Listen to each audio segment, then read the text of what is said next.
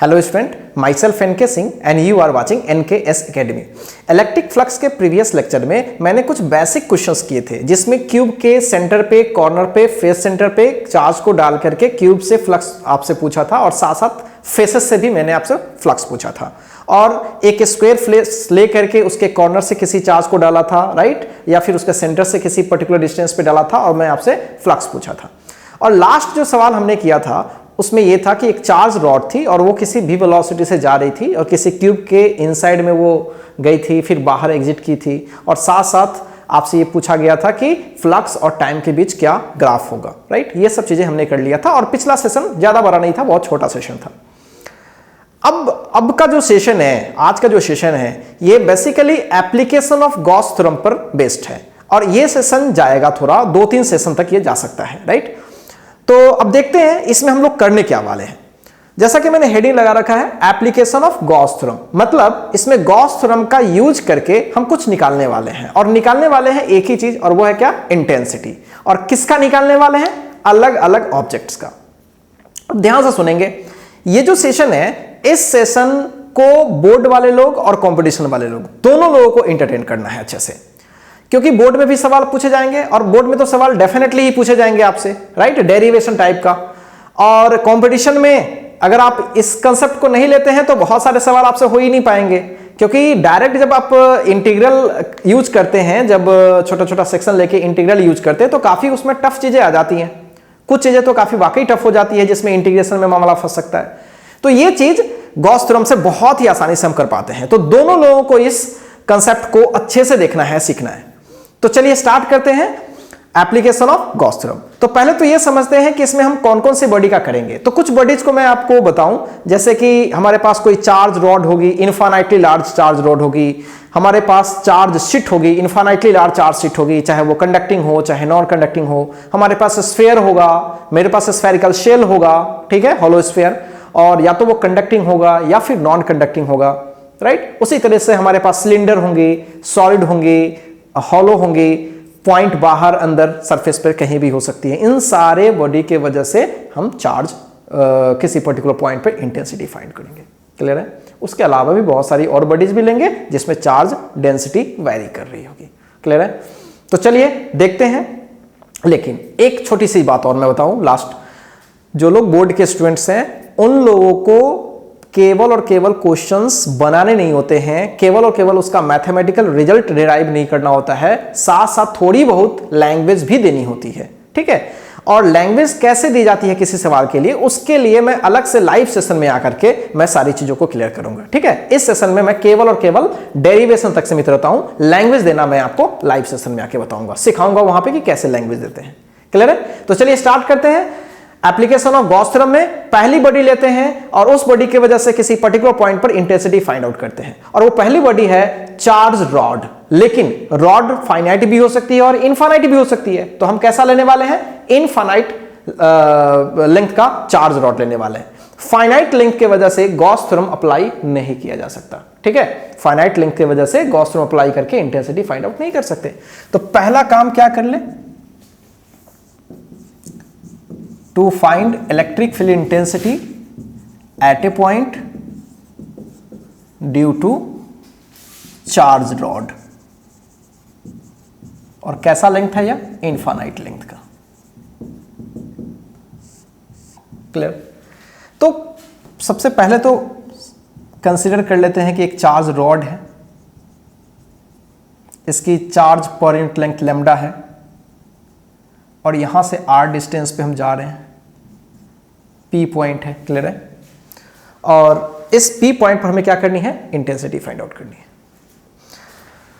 अब इसमें किसी भी सवाल को बनाएंगे, इनफैक्ट जो भी सवाल आने वाला है अभी के सेशन में या फिर आने वाले सेशन में जो भी सवाल होगा ना, उसके लिए कुछ बेसिक फंडा है और वो बेसिक फंडा को आप पहले सवाल में ही अच्छे से सीख लीजिए, बार बार उस चीजों को रिपीट नहीं की जाएगी, एक बार आपको समझ लेनी है कि करना क्या है, उसका फंडा क्या है।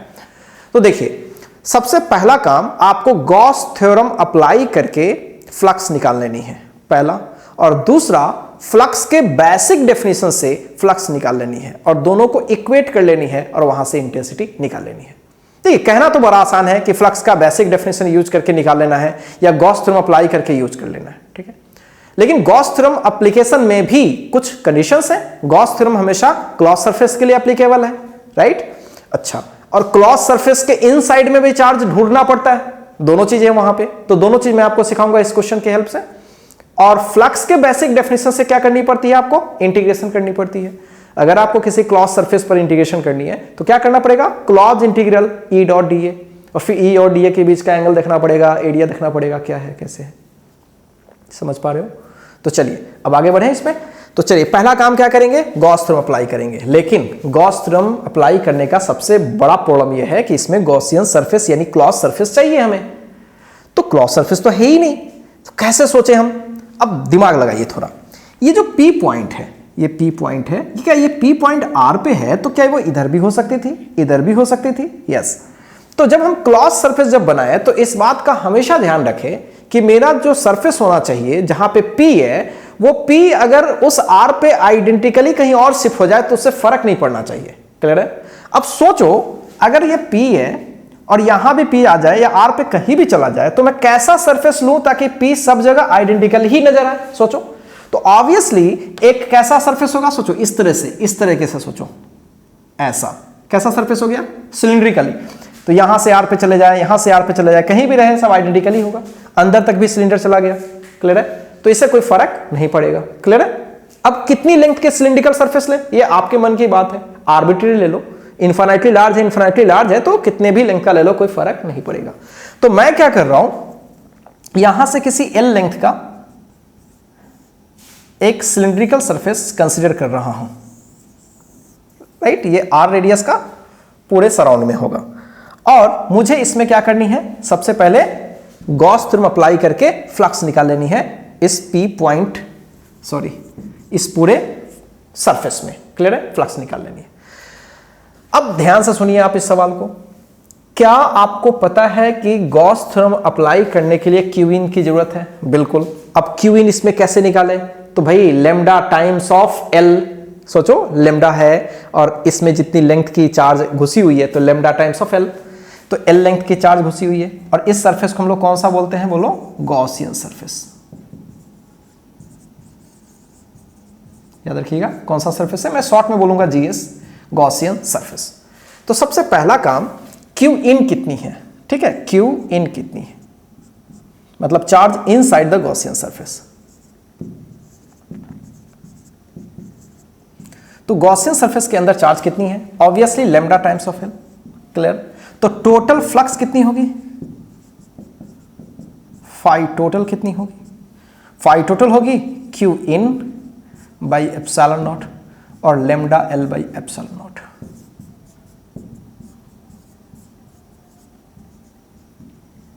ये चीज तो क्लियर हो गया। अब दूसरा, फ्लक्स का बेसिक डेफिनेशन से टोटल फ्लक्स निकालनी है। अब सोचिए फ्लक्स का बेसिक डेफिनेशन से अगर हम फ्लक्स निकालें तो मुझे सरफेसेस को क्या करनी पड़ेगी, वॉच करनी पड़ेगी कि सरफेस कैसा है। अब यहां पे तीन तरह की सरफेस है, राइट। एक तो हो गया कर्व, एक सर्कुलर इस साइड में और एक सर्कुलर इस साइड में।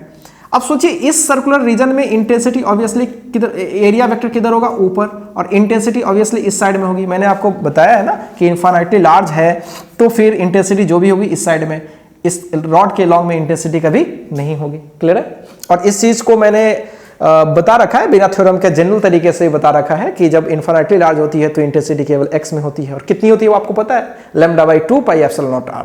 याद होगा।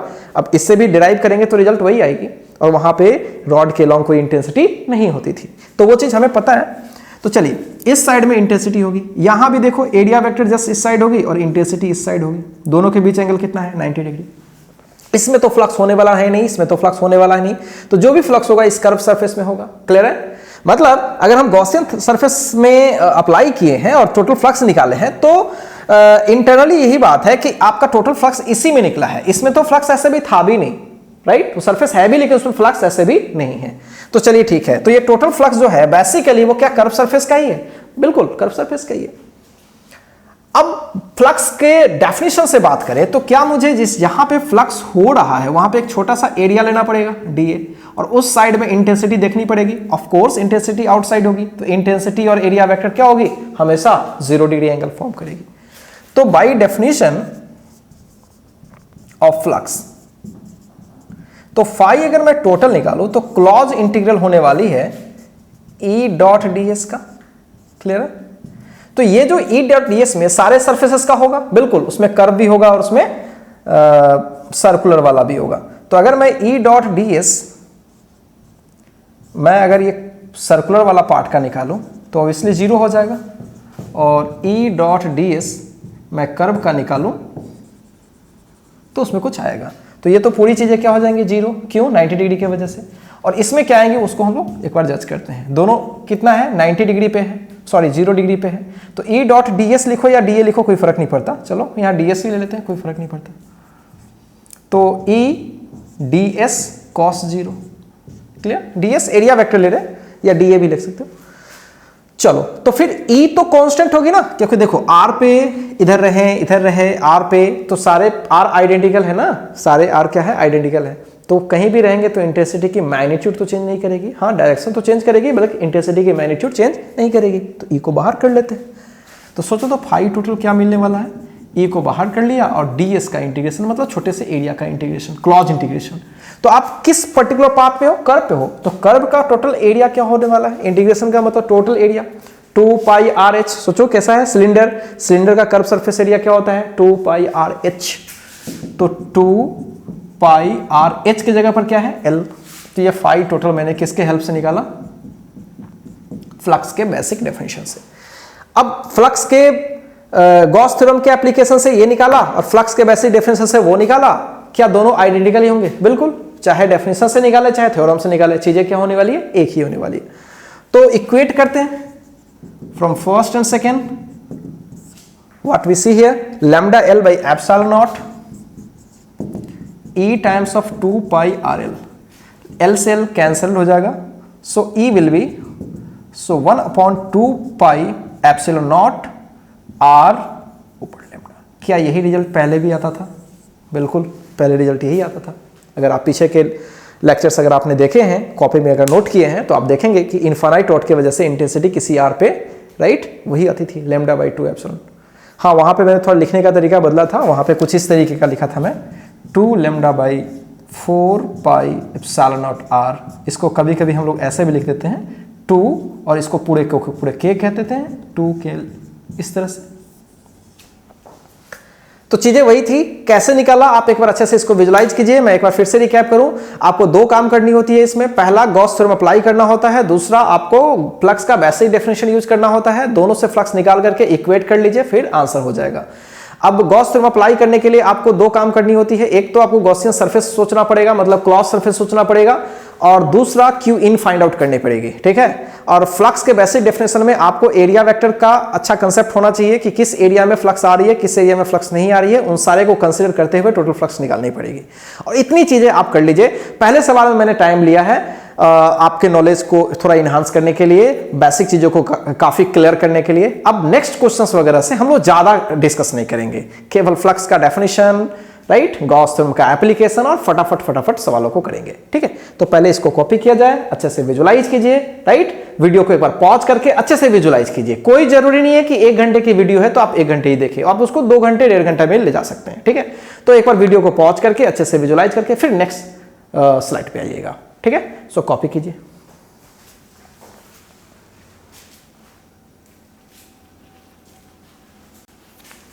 आइए नेक्स्ट जो कंसेप्ट करते हैं वो होगी कंडक्टिंग या नॉन कंडक्टिंग चार्ज शीट के वजह से किसी पर्टिकुलर पॉइंट पर इंटेंसिटी का फाइंड आउट करना। तो दूसरा हम लोग का सवाल होने वाला है, to find electric field intensity at a point due to infinitely large charge sheet.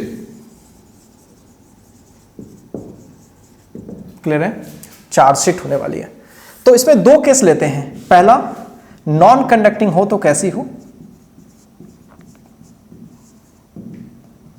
और कंडक्टिंग हो तो कैसी हो। तो पहला डिस्कस करेंगे नॉन कंडक्टिंग, और सेकंड केस इस जगह पे डिस्कस करेंगे कंडक्टिंग के लिए। क्लियर है? अब आप ध्यान से देखें, अच्छे से ऑब्जर्व करें। हमारे पास एक बहुत बड़ा चार्ज शीट है, बहुत बड़ा है, पॉजिटिव चार्ज का शीट ले लेते हैं, निगेटिव का लेंगे तो निगेटिव फ्लक्स हो जाएगी। अब इस पे चार्ज डेंसिटी गिवन है sigma, surface charge density, sigma जो है वो कूलम पर मीटर स्क्वायर है, सरफेस चार्ज डेंसिटी क्या है, और यहां से किसी आर डिस्टेंस पे पी पॉइंट पर आपको इंटेंसिटी फाइंड आउट करनी है। लेकिन ध्यान रहे कैसा है, ये नॉन कंडक्टिंग है। अब नॉन कंडक्टिंग समझते हैं, बिल्कुल जिस पे चार्जेस ट्रैवल नहीं करती है। मान लीजिए मेरे पास एक कोई शीट है, आप ऐसा समझें, मेरे पास ये शीट देख रहे हैं ना, तो जब हम किसी शीट को नॉन कंडक्टिंग लेते हैं और किसी एक सरफेस पर मैं चार्ज डालूंगा, राइट, तो ये चार्ज इस सरफेस पे ट्रैवल करके नहीं आएगी, ठीक है। इस चार्ज का इंपैक्ट इधर भी होगा और इधर भी होगा, नो डाउट। लेकिन अगर मैं सरफेस चार्ज डेंसिटी की बात करूंगा, मतलब चार्ज डेंसिटी केवल इसी सरफेस पे होगी, इस सरफेस पे नहीं होगी। ये बहुत बड़ा कंसेप्ट है इसमें, ठीक है। मतलब आप इस साइड से देखें, अगर मैं इस साइड से आपको विजुलाइज करवाऊं तो केवल चार्ज इस साइड होगी और इस साइड नहीं होगी। क्लियर है? तो चार्ज डेंसिटी अगर सिग्मा मैं बोल रहा हूं, इसका मतलब है कि कोई एक ही सरफेस पे होगा। मतलब अगर इसको हम इस तरह से विजुलाइज करें तो एक ही साइड में इस पे चार्ज होगी। ये रॉड नहीं है, जस्ट मैं ऐसे आपको विजुलाइज करवा रहा हूं, है तो ऐसा ही। अब थोड़ा समझिए इस चीज को, मुझे P पर इंटेंसिटी निकालनी है तो इसको मुझे क्या करनी पड़ेगी, किसी भी तरीके से घेरनी है, मतलब सराउंड करनी है, ताकि गॉसियन जो थ्योरम है वो यूज कर सके। अब इसके लिए कैसे इसको मैं सराउंड करूं, सराउंड करने के दो तरीके हो सकते हैं, ठीक है। आप थोड़ा विजुलाइज कीजिएगा, दोनों तरीके से मैं चाहूं तो करके बताऊं। अब सोचिए, ये तो मेरे पास चार्ज शीट है, आप ऑब्जर्व कीजिएगा, ये चार्ज शीट है, तो ये काफी ऊपर बड़ा है, नीचे बड़ा है, इस साइड बड़ा है। मैं आर पे जा रहा हूं, मेरे को यहाँ पे इंटेंसिटी निकालनी है, तो मैं इस पॉइंट के अगल बगल में ना, इस पॉइंट के अगल बगल में मैं ऐसा सोचूं ताकि वो पॉइंट को चेंज कर देने से कोई फर्क ना पड़े, ठीक है। तो आर पे जाएं। अब चूंकि देखिए यहाँ पे तो ये इन्फिनिटी लार्ज इधर चली गई, इधर चली गई, तो आप इसको ऐसे तो नहीं घेर सकते ना, मुश्किल हो जाएगा ना, फिर ये तो ऐसे चलेगी। तो अब मुझे क्या करना पड़ेगा, इसी जगह को सोचना पड़ेगा। हम आगे पीछे जा सकते हैं ज्यादा से ज्यादा, क्लियर, लेकिन आर ई पे मैंने रखेंगे। तो अब मैं क्या करूं, इस आर पे जाकर के अगर ये चार्ज शीट इन्फिनिटली ऐसे गया, तो फिर मैं ऐसा भी तो सोच सकता हूं, इसके आगे पीछे मैं एक फ्लैट सरफेस ऐसे ले लूं, फ्लैट ही ले लूं, और ये फ्लैट सरफेस आर पे, ये पॉइंट तो इधर भी हो सकती है, तो इधर भी हो सकती है। तो चलो, ये आर पर इधर भी एक पी पॉइंट हो सकती है, या फिर इधर भी हो सकती है, तो ऑल पॉसिबल केस लेकर मुझे करना पड़ेगा। तो चलो, ये जो पी पॉइंट है, यहां पे हम एक फ्लैट सरफेस सोच सकते हैं। अब ये फ्लैट सरफेस आपके मन मर्जी है, मतलब आप जो सोचते हो वैसा ले सकते हो। अब सोचो कि ये फ्लैट सरफेस, क्या मैं सर्कुलर ले सकता हूं? बिल्कुल ले सकता हूं। आर्बिट्रेरी शेप का लेना है सर्कुलर। क्या मैं इस तरह का सरफेस ले सकता हूं, इस तरह का ही कोई छोटा सा सरफेस ले सकता हूं? बिल्कुल ले सकते हैं आप, राइट। किसी क्यूबॉइड टाइप का भी ले सकते हैं, ये वाला फ्लैट सरफेस होगी। तो आप जैसा ले लीजिए, दोनों से आंसर्स क्या होंगी, सेम ही होंगी। मैं एक करके बताता हूं और एक को मैं विजुलाइज करवा देता हूं कि कैसे वो आएगा। तो अब गौर से देखिए, मान लीजिए कि यहां पे पी पॉइंट मैंने लिया है आर डिस्टेंस पे, और यहां से आगे पीछे करके एक सरफेस लेता हूं ताकि मैं इसको घेरने की कोशिश करूं। तो चलो, मैं क्या कर रहा हूं, एक सर्कुलर सरफेस ही ले लेता हूं, और इस साइड पे भी मुझे को आना पड़ेगा क्योंकि आइडेंटिकल है वो, तो यहां तक हमें आना पड़ेगा, यहां तक। इस तरह से आइडेंटिकल सरफेस से घेरते हैं। तो घेरने का तरीका क्या होगा, आप एक बार अच्छे से विजुलाइज कीजिए। एक सिलिंड्रिकल सरफेस से मैंने इसको घेरा, ये बहुत दूर हो गई, लेकिन जितने दूर मैंने घेरा वो आप उसको विजुलाइज कीजिए। क्या इसको छोड़ के क्या हम ऐसा भी सोच सकते थे,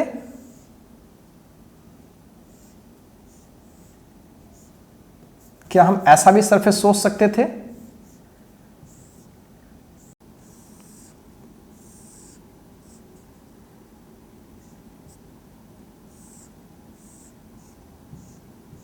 कुछ इस तरीके का सरफेस, क्लियर है। बस थोड़ा सा ये सिमेट्रिक नहीं हुआ है, आप सिमेट्रिक सोचिएगा। तो बस हमें ये फ्लैट सोचना था, ये भी क्या सोचना था, फ्लैट सोचना था। चाहे वो सर्कुलर सेंस में सोचिए या फिर रेक्टेंगुलर सेंस में सोचिए, कोई फर्क नहीं पड़ता। तो चलिए, मैंने तो इसको सराउंड कर लिया किसी छोटे सेक्शन को, ठीक है। अब क्या करनी है, मुझे गॉस थ्योरम अप्लाई करनी है, और गॉस थ्योरम अप्लाई करने के लिए क्यू इन चाहिए होगा। अब सोचिए, अगर आप अच्छे से ऑब्जर्व कीजिए, तो अगर इस वाले फोटो को फिलहाल मैं विजुलाइज करूं, अगर इसकी रेडियस में आर ले लूं, तो क्यू इन कितनी होगी, ठीक है। क्यू इन सोचिए, तो क्यू इन कैसे निकालें, तो क्यू इन निकालने के लिए हमें इसका एरिया चाहिए होगा। ध्यान दें ये रॉड नहीं है, ये कुछ ऐसा सेक्शन है, ऐसा सेक्शन को मैं यहां पे विजुलाइज कराऊं ये कैसा है। तो एक्चुअली इस तरह का रीजन, इसी तरीके का रीजन ने इससे पास किया है, ऐसा एक बार विजुलाइज करो, इस तरह का रीजन विजुलाइज करो। तो ये कितने रेडियस का है? ऑफ कोर्स अगर ये आर है तो ये भी क्या होगी आर। इतने का चार्ज हमें दिखना है इस गॉसियन सरफेस के अंदर, इसका पूरा एरिया होगा पाई आर स्क्वायर। एक एरिया पर कितना है सिग्मा, तो इसलिए क्यू इन कितना होगा sigma times of pi are square. Q in तो निकाल लिया। तो using Gauss theorem, Gauss theorem use करेंगे तो टोटल फ्लक्स कितनी होगी सोचिए, वो होगी Q in by epsilon naught. Q in कितना sigma into pi are square divided by epsilon not.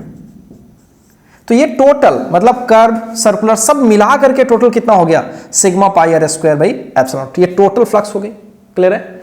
अब हम लोग क्या करेंगे, फ्लक्स के बेसिक डेफिनेशन से फ्लक्स निकालने की कोशिश करेंगे और फ्लक्स के बेसिक डेफिनेशन में हर सरफेस को विजुलाइज करेंगे कि किधर है।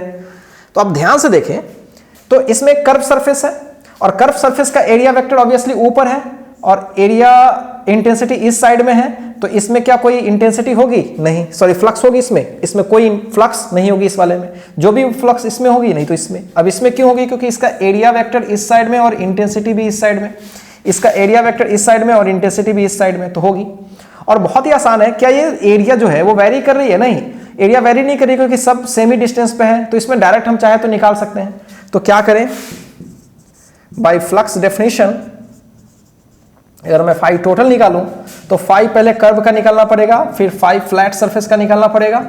तो कर्व का तो जीरो हो जाएगा। फ्लैट कितने सरफेस है? दो, और दोनों का सेम सिचुएशन है, दोनों में इंटेंसिटी और एरिया वेक्टर इसी साइड में है। राइट?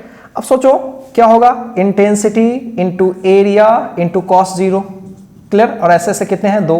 अब इंटीग्रेशन करने की क्या जरूरत है क्योंकि ये एरिया तो क्या है एकदम फिक्स्ड दिखाई दे रहा है। राइट? और एक ऐसा है पाई आर स्क्वायर। तो क्या कर ले भाई, तो 2e into pi are square. So this is the second equation. Clear है? तो फर्स्ट इक्वेशन हमने निकाल लिया, सेकेंड इक्वेशन निकाल लिया, दोनों को क्या कर ले इक्वेट कर ले। तो चलिए इक्वेट करते हैं। तो फ्रॉम फर्स्ट एंड सेकेंड हम क्या देख पा रहे हैं, अगर हम फर्स्ट और सेकेंड से देखें तो sigma pi are square by epsilon not equals, अगर आप ध्यान से देखें तो 2e pi are square, 2e pi are square by क्या है, पाई तो कुछ नहीं है।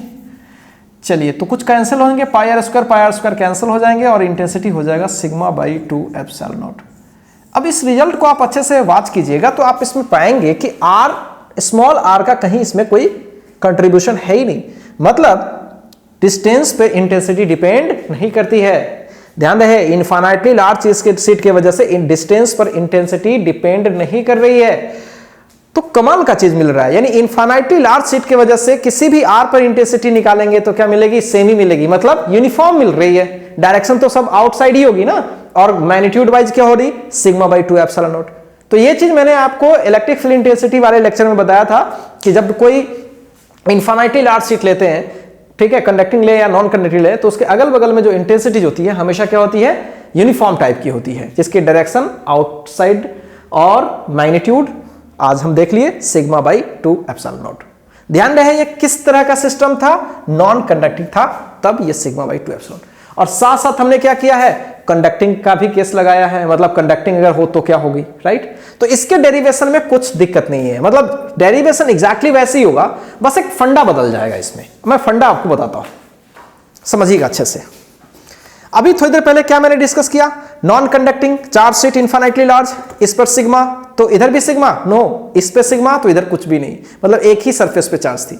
लेकिन सोचो अगर ये कंडक्टर हो जाता, सोचो, और अगर मैं इस पे सिग्मा मेंटेन करने की कोशिश करता तो कभी भी मेंटेन हो पाता, सोचो क्यों नहीं मेंटेन होता। मान लो 10 कूलम चार्ज देने वाले हैं तो सिग्मा का कैलकुलेशन तुम ऐसे सोचते हैं ना कि 10 बाई इसका एरिया, 10 बाई इसका एरिया। लेकिन क्या इस पर 10 कूलम चार्ज इस सरफेस पर कभी रह पाएगी, नहीं। कंडक्टिंग है तो सारी की आधी चार्जेस तो इधर चली आएंगी, यानी 5 बाई समथिंग। क्लियर है, मतलब अगर मुझे कोई सिग्मा मेंटेन करवाने के लिए बोल रहा है हर सरफेस पे, तो मेरे को 2 सिग्मा देना पड़ेगा। क्लियर है, क्या देना पड़ेगा, इधर भी सिग्मा देनी पड़ेगी और इधर भी सिग्मा देनी पड़ेगी, तभी जाकर के क्या होने वाली है, एक किसी एक सरफेस पे सिग्मा मेंटेन होगी। तो इस बात को हमेशा याद रखिएगा। अगर आपसे कोई बोल रहा है कि अगर किसी पे किसी कंडक्टिंग शीट पे अगर इसकी सरफेस चार्ज डेंसिटी सिग्मा है, इसका मतलब साफ है कि उन्होंने इंटरनली इधर भी सिग्मा दे रखा है और इधर भी सिग्मा दे रखा है, तभी वो मेंटेन करा पा रहे हैं। तो फिर इस सिचुएशन और इस सिचुएशन में क्या फर्क पड़ा? फर्क पड़ा जब हम इस छोटे से सेक्शन में चार्ज निकाल रहे थे तो क्या देखे थे, पाई आर स्क्वायर इंटू सिग्मा कर रहे थे। लेकिन जब हम छोटा सा सेक्शन निकालेंगे तो क्या इस साइड में भी चार्ज होगी और इस साइड में भी होगी? यस, दोनों साइड में चार्ज होगी। तो ये जो कैलकुलेशन हम कर रहे थे, अगर आप ध्यान से देखिए क्यू इन में सिग्मा पाई आर स्क्वायर जब हम कर रहे थे तो क्या यहां पाई आर स्क्वायर होगा और सिग्मा होगा, या 2 sigma into pi are square होगा, या कुछ भी कर लो, sigma into 2 pi are square चाहे 2 sigma into pi are square, बात वही हुआ। तो क्या यहां पे दोनों साइड का चार्ज होगा? बस यही चीज फर्क पड़ने वाला है, बाकी चीज में कोई फर्क नहीं पड़ने वाला। तो क्या कर ले, अगर इस केस को मैं करना चाहूं तो कुछ मैं शॉर्टकट इस तरह से आपको करके बता रहा हूं। दोनों साइड में चार्ज होंगी, सिग्मा सिग्मा मेंटेन करना पड़ रहा है, और यहां पे फिर वही हमें कौन सा सरफेस लेना है, गॉसियन सरफेस लेना है। और अगर मैं क्यू इन निकालूं और फ्लक्स टोटल निकालूं तो क्यू इन क्या हो जाएगा, ऑब्वियसली अगर इसके रेडियस आर है तो sigma into pi are square का 2 टाइम्स, इसलिए डिवाइड करते हैं एप्सिलॉन नॉट से। और इस तरह से फाई टोटल अगर मैं गॉस थ्योरम फ्लक्स का डेफिनेशन यूज करूं तो ई इंटू, ध्यान से, ई इंटू क्या होता था, पाई आर स्क्वायर। ऐसे से कितने सरफेस थे, 2, तो ये 2 इक्वेशंस हो जाते। और जैसे हम दोनों को इक्वेट करते तो obviously 2 sigma pi are square by epsilon not equals 2e pi are square. अब इसको कट करेंगे, आप देखेंगे तो कट करेंगे तो आप पाएंगे कि जो इंटेंसिटी हो रही है sigma by epsilon not. Clear है? ऑब्वियस सी बात है, सिग्मा ट्वाइस हो जाती ना तो 2 से 2 ऐसे भी कैंसिल हो जाता, तो इस चीज को हम चाहते तो डायरेक्ट भी लिख सकते थे। तो आपको फील करवाने की कोशिश करी मैंने। सो क्लियर है कि कैसे हम चीजों को सोच रहे हैं। बस आपको सरफेस को एज्यूम करना है, क्लॉज सरफेस को एज्यूम करना है और अच्छे टेक्निक के साथ फ्लक्स निकालनी है गॉस थ्योरम के हेल्प से और साथ साथ फ्लक्स के बेसिक डेफिनेशन से। क्लियर है? अब एक बात और, चलो ये सब चीज को तो आप कॉपी कर लेना, लेकिन जस्ट उसके पहले एक छोटी सी चीज सोचो, अगर मैं इस तरह का सरफेस लेता तो क्या इसके डिस्कशन में कोई फर्क पड़ता? सोचो, बस मैं आपको यहां फील करवाता हूं। अगर किसी बंदे ने इस तरह का सरफेस लिया तो वो इस एरिया को पाई आर स्क्वायर लिखता, या अगर इसका साइड अगर एल लेते तो एल स्क्वायर लिखता। सोचो तो एल स्क्वायर लिखता, पाई आर स्क्वायर की जगह पर क्या होता, एल स्क्वायर। सोचो तो यहां पे क्या होता, sigma into L square by epsilon not होता। सोचो, अच्छा यहां पे क्या होता, 2e into pi are square की जगह पर एल स्क्वायर हो जाता।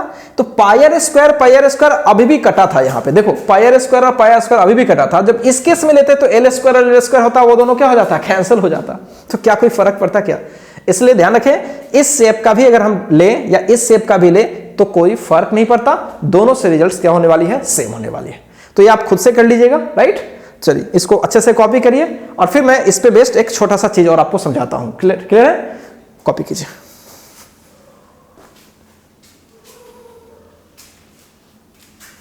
तो इस तरह से हमने क्या देखा कि किसी भी कंडक्टिंग या नॉन कंडक्टिंग की वजह से किसी पर्टिकुलर पॉइंट पर क्या इंटेंसिटी होती है वो आपको बताया गया।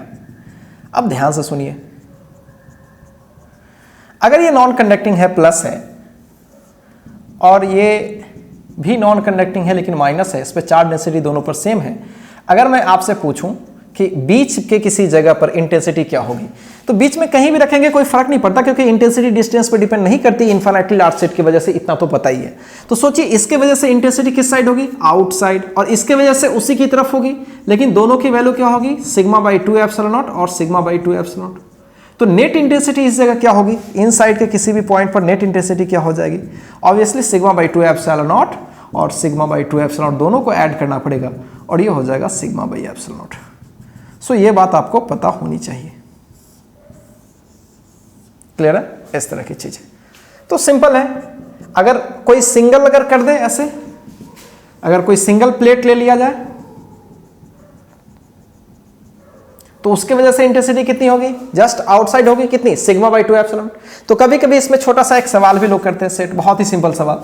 यहां पे क्या करेंगे, वो एक स्ट्रिंग में एक बॉब को लटका देंगे, क्यू चार्ज का प्लस क्यू चार्ज का और एम मास का, और आपसे पूछ लेंगे कि ये थीटा क्या है या फिर स्ट्रिंग में टेंशन क्या है। In equilibrium find theta and tension in string. String में टेंशन बताएं और थीटा बताएं। बहुत ही आसान सवाल है। अगर आप छोटा सा इसमें यूज करें फोर्स इक्वेशंस तो बन जाएगा उससे। इक्विलिब्रियम कंडीशंस को यूज कीजिए। सोचिए क्या प्लस चार्ज है, दिमाग लगाइए, प्लस चार्ज है भी, तो प्लस चार्ज की वजह से इंटेंसिटी आउटसाइड, और ये पॉजिटिवली चार्ज है तो पॉजिटिव पर फोर्स हमेशा इलेक्ट्रिक फील्ड के डायरेक्शन में तो नहीं, जस्ट आउटसाइड होगी, इस साइड में होगी। और कितनी होगी force, Q times of E, इतना तो पता ही है ना आपको, Q टाइम्स ऑफ E। और mg किधर एक्ट करेगी, डेफिनेटली नीचे, टेंशन ऊपर है ही। अब मैं क्या करता हूं कि इक्विलिब्रियम कंडीशन को मेंटेन करने के लिए हमने इस पे ऊपर जितना फोर्स लगाना है उतना ही नीचे, तो नीचे तो दिख रहा है, ऊपर दिख नहीं रहा है, राइट दिख रहा है, लेफ्ट नहीं दिख रहा है। तो टेंशन के कंपोनेंट देख लेता हूं, अगर ये थीटा है मान लेते हैं तो ये भी थीटा, तो ऊपर हो जाएगा T cos थीटा, इधर हो जाएगा T sin थीटा, और इक्विलिब्रियम कंडीशन को लिख लेते हैं। तो T sin theta equals Q times of E, first equation, और ऊपर हो जा रही है T cos थीटा, mg को बैलेंस कर रही होगी। अब यहां दो इक्वेशंस है, दो वेरिएबल है, आप आराम से निकाल सकते हैं T और थीटा। मैं आपको बताता हूं कैसे निकालेंगे। आप फर्स्ट को सेकंड से डिवाइड करिए, तो जैसे ही डिवाइड करेंगे तो T कैंसिल हो जाएगा, tan थीटा आपको मिल जाएगा, और tan थीटा क्या मिला आपको, QE डिवाइडेड बाई mg, और इस तरह से थीटा आपने निकाल लिया tan inverse QE divided by mg, जो कि बेहद आसान है। अगर आपसे टेंशन पूछे तो आप बोलोगे सर tan थीटा निकाल दिया, किसी एक से sin थीटा लौटा देंगे और फिर T निकाल लेंगे। हाँ, वैसे भी एक दूसरा भी तरीका है। अब आप दोनों को स्क्वायर करके ऐड करिए, right, squaring and adding first and second. अब देखिए तो क्या मिलेगा, जैसे ही स्क्वायर करके ऐड करिएगा तो मिलेगा क्या, ऑब्जर्व कीजिए, T square sine square theta plus T square cos square theta. सोचिए टी स्क्वायर कॉमन लेंगे तो sine square theta plus cos square theta 1, तो इधर क्या होने वाला है टी स्क्वायर, और इधर जब स्क्वायर करेंगे तो क्यू ई स्क्वायर फिर एम स्क्वायर जी स्क्वायर, तो यहां से टी निकालेंगे तो क्या होगा रूट अंडर, ये ज्यादा आसान है। तो ऐसे सवालों में वाकई कोई ज्यादा लेवल नहीं है, बहुत ही सिंपल कंसेप्ट से बनाया। लेकिन इन सारे सवालों में कंसेप्ट क्या है कि पॉजिटिव प्लेट की वजह से इंटेंसिटी किस साइड में होगी, इस साइड में। हाँ, इस सवाल में एक चीज और है, ध्यान से सुनिएगा, इसका चार्ज डेंसिटी अगर सिग्मा दे दिया जाए तो इस सारे चीज में जहां जहां ई है वहां वहां क्या डाल देंगे, सिग्मा बाई 2 एप्सिलॉन नॉट, क्या डाल देंगे, सिग्मा बाई 2। तो इसके आंसर में क्या हो जाने वाला है, Q sigma by 2 epsilon naught, और mg पहले से मौजूद है। यहां भी वही होगा, यहां पे जब सॉल्व करेंगे तो क्यू स्क्वायर, क्लियर है, और इसके जगह पर सिग्मा बाई 2 एप्सिलॉन नॉट, तो ये हो जाएगा sigma square by 4 epsilon not का स्क्वायर प्लस एम स्क्वायर जी स्क्वायर, क्लियर है। तो यही एक नई चीज हो जा रही है इसमें, और कुछ इसमें नहीं है।